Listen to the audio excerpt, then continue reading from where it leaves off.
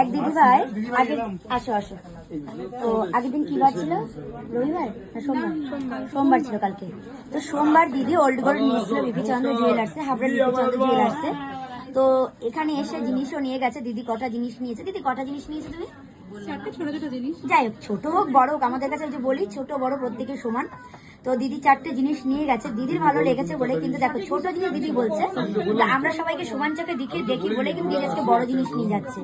তো দিদি কালকে ছোট জিনিস নিয়ে গেল। দিদি সত্যি খুব ভালো মনের মানুষ, এই কারণে বলবো। দিদি আমাদের ভিড়, দিদিকে বলছে দিদি তুমি একটু বসো আমি দেখছি। সে দিদি বসেই আছে, মানে আমরা ভুলে গেছি। দিদি তারপর উঠলো, মুখটা দেখে মনে পড়লো। তো দিদি আজকে বড় সুন্দর একটা নেকলেস নিয়ে যাচ্ছে ওল্ড গোল্ড এক্সচেঞ্জ করে, আর কানে নিয়ে যাচ্ছে। তো অনেকেই আছে প্রথমে ছোট জিনিস নেয়, ভালো লাগে বলে কিন্তু বারবার আসে। যে কারণে আমরা ছোট বড় উভয়কেই এক চোখেই দেখি, একভাবেই দেখি।